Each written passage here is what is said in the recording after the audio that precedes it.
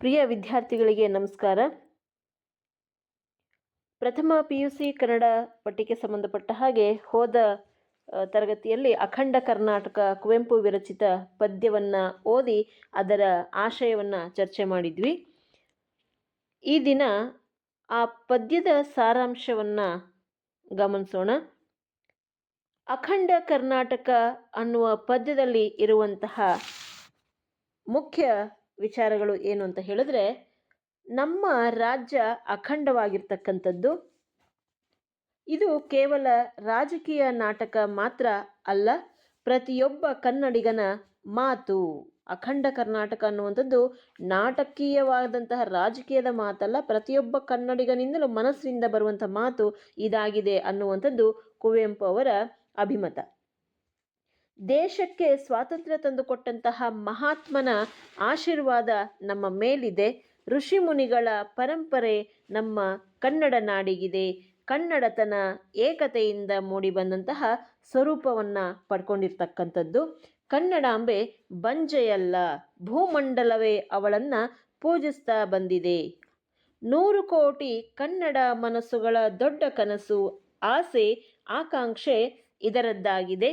ಯಾರ ವೈಯಕ್ತಿಕ ವಿಚಾರಗಳು ಕೂಡ ಇದರಲ್ಲಿ ಇಲ್ಲ ಅನ್ನುವುದನ್ನು ಕುವೆಂಪು ಅವರು ಹೇಳೋ ಪ್ರಯತ್ನವನ್ನು ಈ ಒಂದು ಪದ್ಯದಲ್ಲಿ ಮಾಡ್ತಾ ಬಂದಿದ್ದಾರೆ. ಕನ್ನಡ ನಾಡು ಎನ್ನುವುದು ಬೂಟಾಟಿಕೆಯ ನಾಟಕ ಅಷ್ಟೇ ಅಲ್ಲ, ಇದು ನಿರ್ಮಿಸಿ ನಾಳೆ ಕಿತ್ತು ಬಿಸಾಡುವಂತಹ ಸರ್ಕಾರದ ರೀತಿಗಳಲ್ಲಿ ಅಲ್ಲ. ಇದಕ್ಕೆ ಅದರದೇ ಆದಂತಹ ಪರಂಪರೆ ಇದೆ. ಕನ್ನಡ ಸಾಂಸ್ಕೃತಿಕ ಪರಂಪರೆಗೆ ಒಂದು ಇತಿಹಾಸವೇ ಇದೆ. ಇಲ್ಲಿ ನೃಪತುಂಗನೇ ಚಕ್ರವರ್ತಿಯಾಗಿ ಪಂಪನೆ ಮುಖ್ಯಮಂತ್ರಿ, ರನ್ನ, ಜನ್ನ, ನಾಗವರ್ಮ, ರಾಘವಾಂಕ, ಹರಿಹರ, ಬಸವೇಶ್ವರ, ನಾರಣಪ್ಪ, ಸರ್ವಜ್ಞ, ಷಡಕ್ಷರ ಮೊದಲಾದವರೆಲ್ಲ ಮಂತ್ರಿಮಂಡಲದ ಸದಸ್ಯರಾಗಿದ್ದಾರೆ. ಇದು ಸರಸ್ವತಿಯೇ ರಚಿಸಿದಂತಹ ಒಂದು ಸಚಿವ ಮಂಡಲ. ಇಲ್ಲಿ ಶಾಶ್ವತ ಮಂತ್ರಿಮಂಡಲವಿದೆ. ರಾಜಕೀಯ ನಾಟಕದಲ್ಲಿರುವಂತಹ ತಾತ್ಕಾಲಿಕ ಮಂತ್ರಿಮಂಡಲ ಇಲ್ಲ ಅನ್ನೋದನ್ನು ಹೇಳ್ತಾ ಇದ್ದಾರೆ ಕುವೆಂಪು ಅವರು. ಇದನ್ನು ಕವಿ ಸರಸ್ವತಿಯ ವಜ್ರಕರ್ಣ ಕುಂಡಲ ಅಂತ ಹೇಳಿ ವರ್ಣಿಸ್ತಾ ಇದ್ದಾರೆ.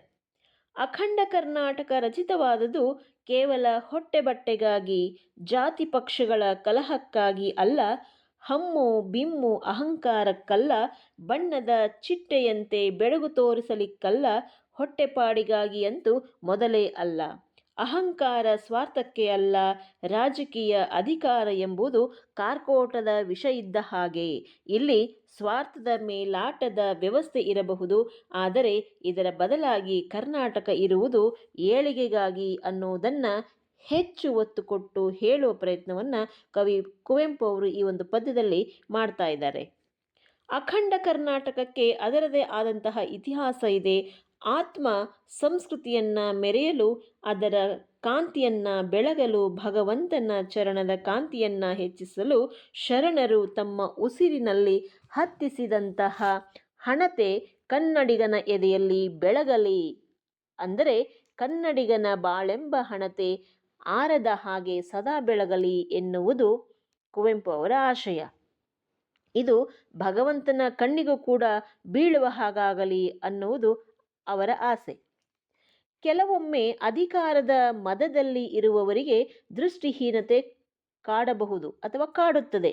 ಇದು ಹುಟ್ಟಿನಿಂದ ಬಂದಿದೆಯೋ ಅಥವಾ ಬುದ್ಧಿ ಶೂನ್ಯವಾಗಿಯೋ ಅಥವಾ ಬೇರೇನಾದರೂ ಸಂಚು ಇರಬಹುದೇ ತಿಳಿಯದು. ನೋಟ ಬೇರೆ, ಮಾತು ಬೇರೆ ಅನ್ನುವಂತಹ ಮೆಳ್ಳಗಣತನವಿದೆಯೋ ತಿಳಿಯದು. ಕನ್ನಡತನವನ್ನು ನಿರ್ಲಕ್ಷಿಸುತ್ತಿದ್ದಾರೆ. ಇದು ಸರಿಯಲ್ಲ.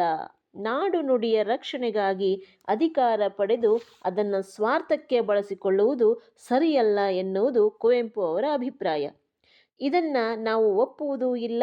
ಕರ್ನಾಟಕ ಎನ್ನುವುದು ಬರೀ ಒಂದು ಭೂಪ್ರದೇಶದ ಅಥವಾ ಮಣ್ಣಿನ ಹೆಸರಲ್ಲ. ಅದು ಕನ್ನಡಿಗರ ಪಾಲಿಗೆ ಮಂತ್ರ, ಶಕ್ತಿ, ದೇವಿ, ಬೆಂಕಿ, ಸಿಡಿಲು ಎಲ್ಲವೂ ಆಗಿದೆ. ಒಲಿದವರಿಗೆ ದೇವಿಯೂ, ಕೆಣಕಿದವರಿಗೆ ಕಾಳಿಯೂ ಆಗುತ್ತಾಳೆ ಕನ್ನಡಾಂಬೆ. ಇದನ್ನು ಅರಿಯುವ ಕಣ್ಣು ನಮ್ಮದಾಗಬೇಕು. ಕನ್ನಡ ವಿರೋಧಿಗಳಿಗೆ ಅಸ್ಫೋಟಕವಾಗುವುದು. ಇದು ಸರಸ್ವತಿಯೇ ರಚಿಸಿದಂತಹ ಅಖಂಡ ಕರ್ನಾಟಕ ಎನ್ನುವುದನ್ನು ಕವಿ ಈ ಒಂದು ಪದ್ಯದಲ್ಲಿ ಸಾರಿ ಹೇಳುವ ಪ್ರಯತ್ನವನ್ನು ಮಾಡಿದ್ದಾರೆ. ಸೊ ಇದಿಷ್ಟು ಈ ಒಂದು ಪದ್ಯದಲ್ಲಿರುವಂತಹ ಭಾವಾರ್ಥ ಮತ್ತು ಸಾರಾಂಶ ಅಂತಕ್ಕಂಥದ್ದು.